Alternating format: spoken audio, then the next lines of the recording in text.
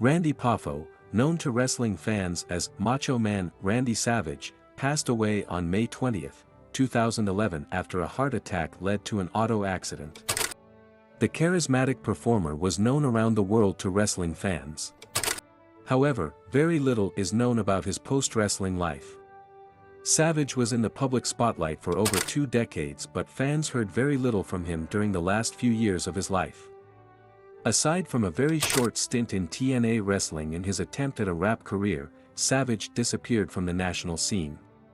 In this documentary, we will recap Savage's legendary wrestling career and then we will do a deep dive into the final years of his life.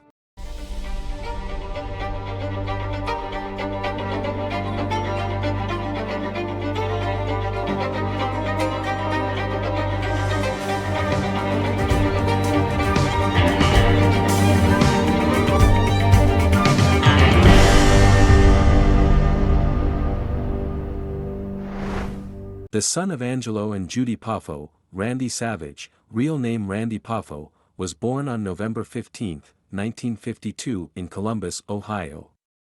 His brother was Lanny Poffo, known to many wrestling fans for his run as the genius in the World Wrestling Federation.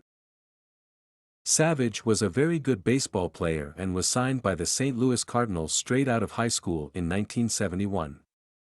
Although he was a catcher in high school, Savage played outfield for the Cardinals and then the Cincinnati Reds organizations.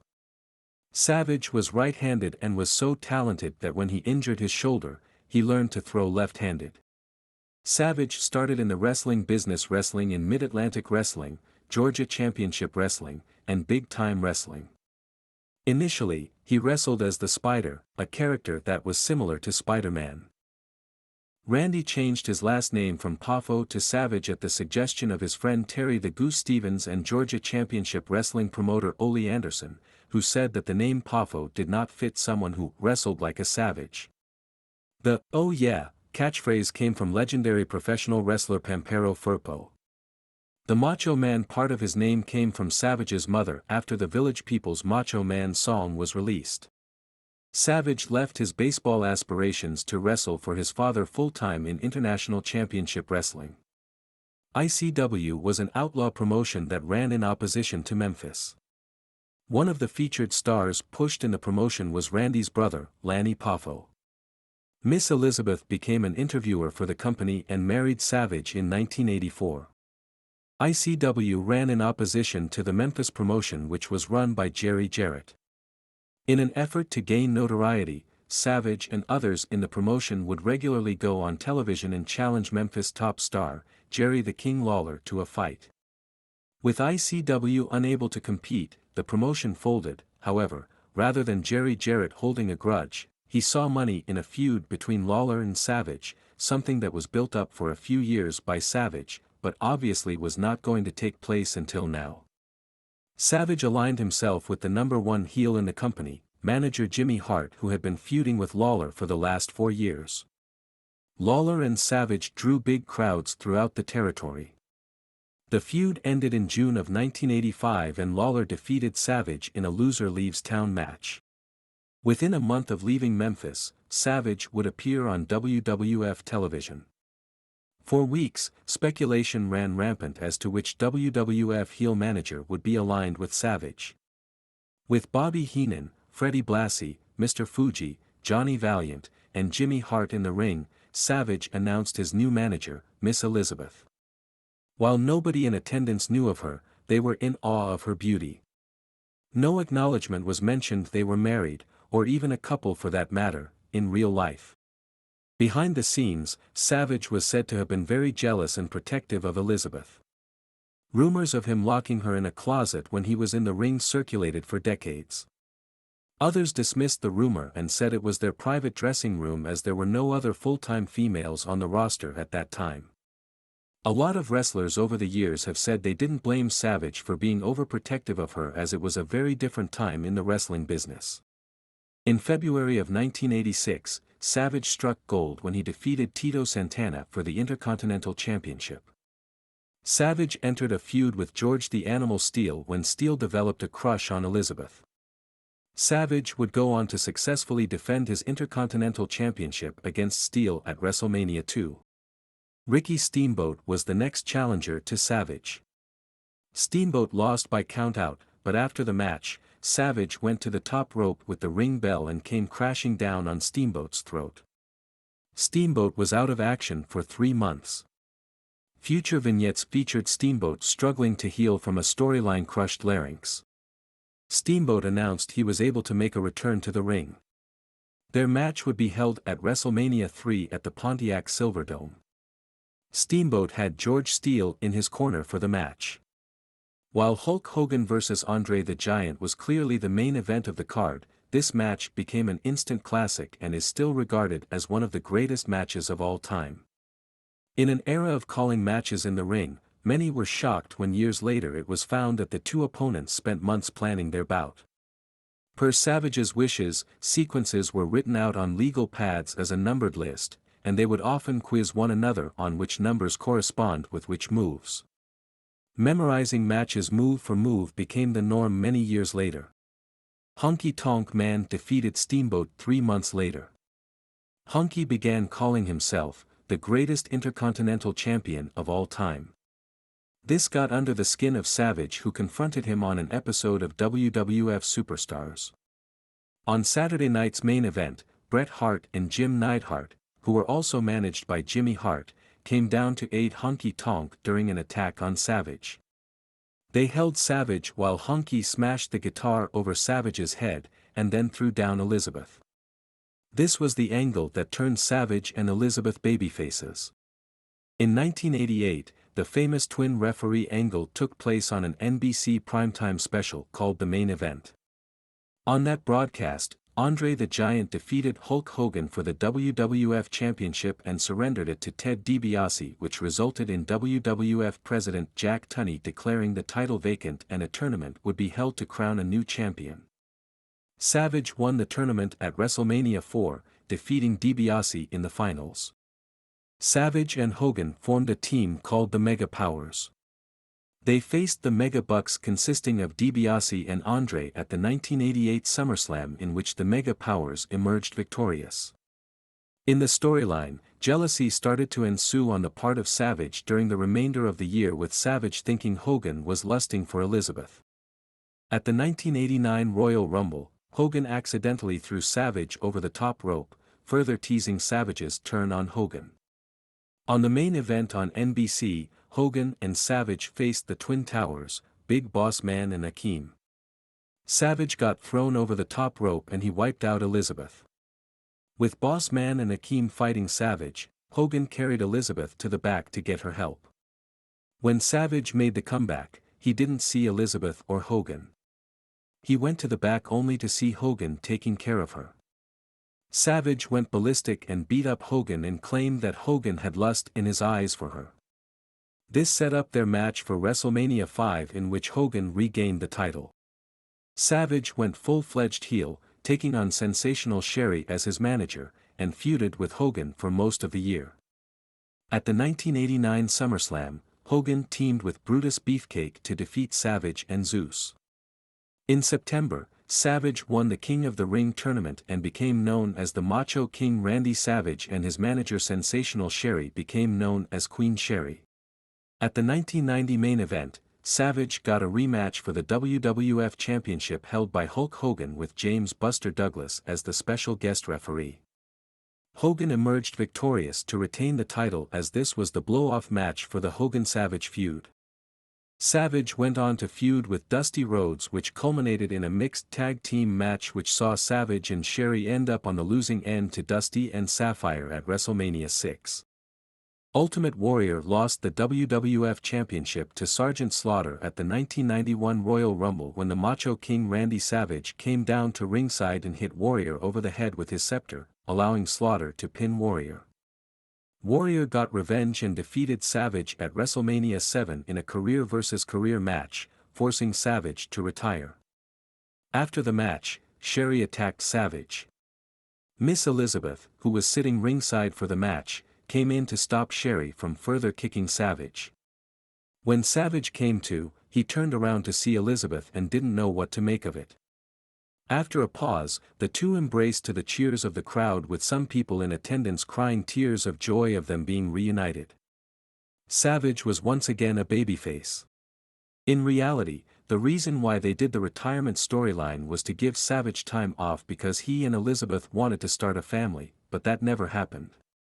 Savage would remain on TV as a commentator on the weekly television shows, but he would not be wrestling on the road for several months. While they were married in real life for several years, Savage and Elizabeth had a storyline wedding at SummerSlam. Ironically, it was at this time that their real marriage was falling apart and heading for divorce. Following the wedding reception, Jake Roberts hid a snake in a gift box that Elizabeth opened. While doing color commentary on WWF Superstars, Jake baited Savage to come to the ring to fight him. Savage came into the ring and Jake attacked him, tied him up in the ropes, and had a king cobra bite his arm. This led to Savage asking to be reinstated, which was accepted. On Superstars and Wrestling Challenge, the snake bite was censored since those shows aired in early time slots around the country. Savage and Roberts met at the Tuesday in Texas pay-per-view. Savage won the match, but Jake DDT'd Savage 3 times before slapping Elizabeth. Randy Savage got revenge on Jake Roberts by defeating him on Saturday night's main event. The entire Savage-Roberts feud was a big departure from the typical cartoonish storylines that were airing at the time. Savage would go on to feud with WWF champion Ric Flair, who claimed to have had an affair with Elizabeth before Randy knew her. Savage gained revenge by defeating Flair for the title at WrestleMania 8. Elizabeth's last appearance for the WWF was on April 19, 1992 during the UK Rampage tour. According to multiple people who knew Savage, Elizabeth left to Florida and never returned.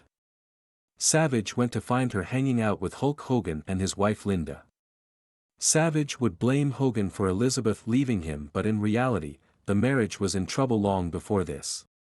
Savage and Elizabeth's divorce was announced to fans in a letter that Savage wrote in WWF magazine. Savage wrote, "It is a fact that Elizabeth and I are divorced, and I would like to go on record right now to say that this is nobody's fault. It's just one of those things that didn't work out.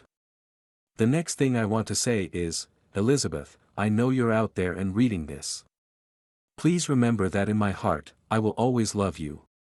On WWF television, Savage didn't miss a beat and he was still featured as a main event act, although Vince McMahon was looking to replace him with the new generation of talent.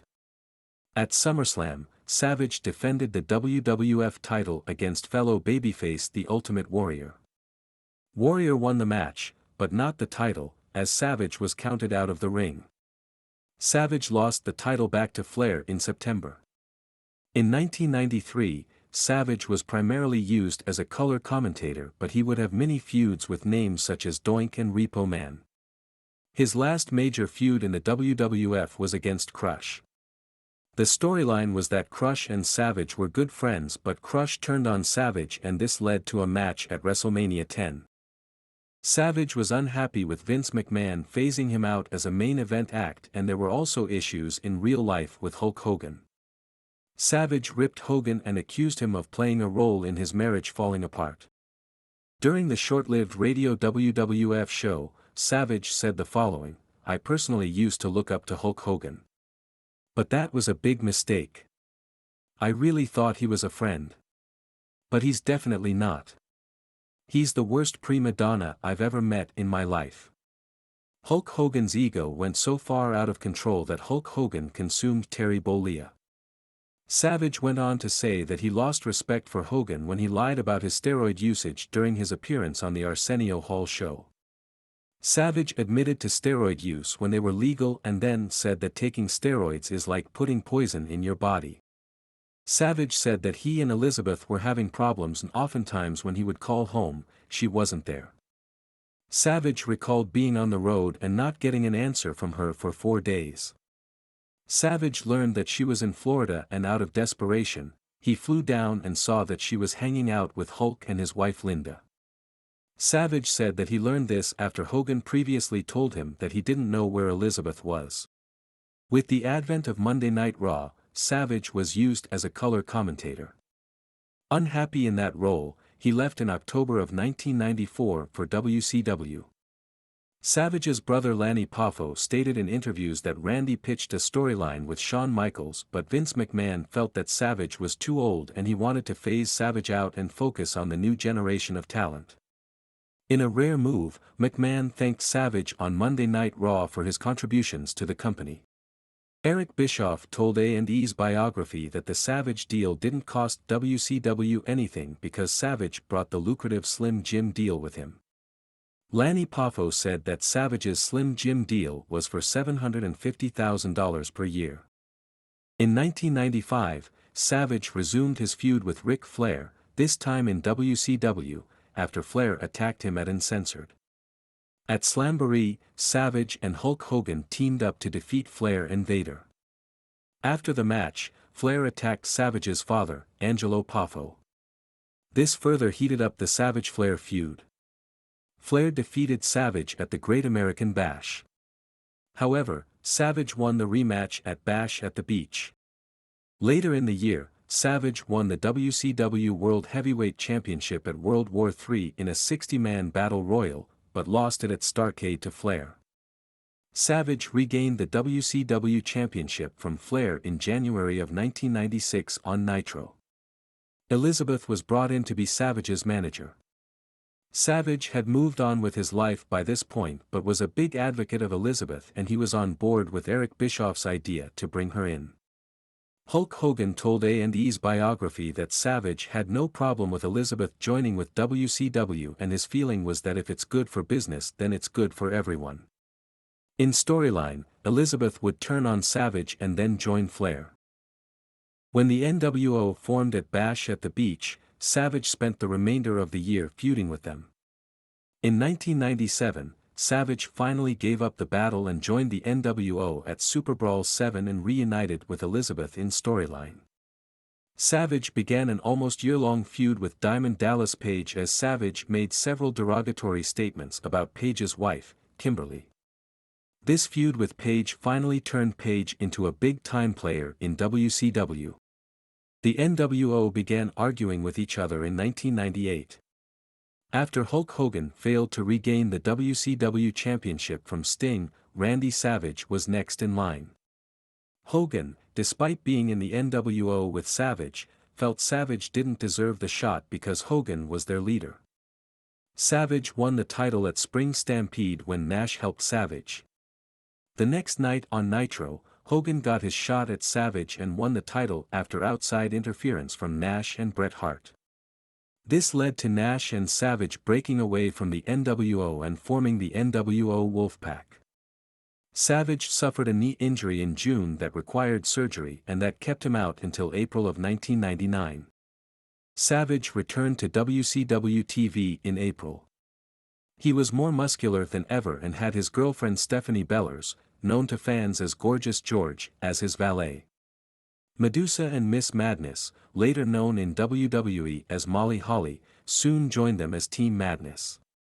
At Bash at the Beach, Savage won the WCW Championship in a tag team match that pitted Savage and Sid Vicious against Sting and Kevin Nash. Savage pinned Nash to win the title but he lost it the next night on Monday Nitro to Hollywood Hogan. Savage defeated Dennis Rodman at Road Wild and then left the company in October. Savage's last appearance in WCW was in April 2000 when he helped the Millionaires Club in their battle against the New Blood. His contract had already expired by this point and this was a one-off appearance. In July of 2000, Savage expressed interest in returning to the WWF.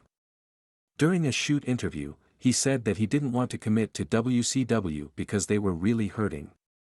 Savage said, "WWF is the place to be so I'm chilling on the sidelines. Gonna plug myself in but Macho Man can't plug himself back in unless there's extreme impact." Savage would never return to the WWF and years later, unsubstantiated rumors began to surface as to why Vince McMahon didn't want him back. The rumors were about an alleged relationship when Stephanie McMahon was underage but none of the parties mentioned have ever confirmed the story. During his years in WCW, Savage struggled with his age and he would change his look. During A&E's biography, Jake the Snake Roberts talked about what wrestlers would do when they got older to keep up with the younger wrestlers. Roberts said that he never saw Savage taking steroids, but he believes that he did take them. While the public saw Savage as a larger-than-life personality, many of his peers say that he was dealing with personal issues. Mean Gene Okerlund stated that until the day that Savage died, there were a lot of issues between Savage and Hogan, and while there were times that they worked together, overall they did not get along. Kevin Nash said that when Savage was in the relationship with Elizabeth, Savage never went out and wasn't a party guy, but that changed after the divorce. Savage met Gorgeous George in 1999 at the Dollhouse Adult Establishment. Things were great at first, but the relationship took a dark turn. Savage and George were said to have been big partiers during their time together. George told A&E that while Savage, who was 47 years old in 1999, didn't act older and he fit in with the party lifestyle. George was 23 years old when she and Savage began dating. George claimed that Savage was doing steroids and as soon as he would push himself more as he got older. George claimed that Randy's father would inject him with shots, and while partying, she and Savage would take uppers and downers and he would indulge in ecstasy. Wrestlers have told stories about Savage's paranoia during his relationship with Elizabeth. George said that she saw the same things and she was with Savage and it grew over time. She claimed that one day while cleaning Savage's house, she saw monitors in the broom closet, and that is when she realized that Savage was surveilling her house. After Savage left WCW, the Savage and Hogan real-life feud continued with both men ripping on each other in the media. Hogan had a big platform in Tampa as a regular guest on the Bubba the Love Sponge show. In retaliation, Savage made a rap album in 2003 with a song titled "Be a Man" that was a shot at Hogan. Randy Poffo said that Randy believed that the album would sell 50 million copies, but it only sold about 50,000. During that year, Elizabeth passed away after an accidental overdose. Lanny said that he doesn't think that Randy held any animosity towards Lex Luger. Savage said after her death that he had not seen Elizabeth in a few years, but they had closure and he felt bad for her family. After a lengthy absence from wrestling, Savage made his return to the ring, this time for TNA, in November of 2004 at Turning Point. He teamed with Jeff Hardy and AJ Styles to defeat Jeff Jarrett, Kevin Nash, and Scott Hall. He left in December after creative differences. Jarrett talked with Inside the Ropes about Savage's brief TNA stint. Jarrett said, he wanted to give back a little to the business, but Randy's head was in the movies. He was always talking about reinventing Randy Savage in the movies and in rap, and he was dead serious about that. By this time, Savage would cover his entire body as he was smaller than he was during his days in the WWF and WCW. He didn't do much in the ring as it was clear that his age and the decades of taking bumps had caught up to him by this point. Savage and TNA management reportedly didn't agree on the creative direction and Savage was gone just weeks after his debut. Savage had some success in Hollywood. He appeared in guest starring roles in the 90s on shows such as Baywatch. In 1999, he appeared on Walker Texas Ranger and he made his big screen debut as himself in David Arquette's Ready to Rumble. His biggest role was in 2002 in Spider-Man as the wrestler Bonesaw McGraw. He also did voiceover work on an episode of King of the Hill as the Gorilla. He was also the voice of Space Ghost's grandfather in an episode of Space Ghost Coast to Coast, and he provided his voice for the Thug in Disney's Bolt animated film. While Savage was high-strung most of his life, he seemed to have finally found peace after his wrestling career ended. He rekindled a relationship with a woman he met 35 years earlier, Barbara Lynn Payne, and they were married in May of 2010. Savage seemed very happy and content being himself away from the spotlight. Randy's friend Wendy Kelly told A&E that Randy said that Lynn was always the love of his life. Randy and Lynn split in the 70s after Randy left Florida so he could get into professional wrestling, and they went their separate ways and found their way back to each other decades later. Hulk Hogan has stated that he ran into Savage at the doctor's office and they were able to fix their relationship. This was later confirmed by Randy Poffo on his podcast. Hogan said that Savage put on some weight and seemed healthy and at peace. In early 2011, Savage reached a deal with 2K Sports to use his likeness for the WWE All-Stars video game. Savage and WWE were reportedly not on speaking terms, and there were reports that Vince McMahon once told the creative team to never bring his name up. However, the deal with 2K Sports had many fans believing that there was a chance for Savage and WWE to work together again. Savage's last known public appearance was in February 2011 when he was seen attending a New York Mets game. On May 20, 2011, Savage was driving home in his Jeep Wrangler with his wife in the passenger seat. Both were wearing seatbelts when he became unresponsive and crashed into a tree. Paramedics arrived to find him dead at the scene. Savage was 58 years old. An autopsy showed that he had an enlarged heart and advanced coronary artery disease and died of a heart attack. Wrestling fans will forever remember Randy Savage as one of the most recognizable characters from their childhood.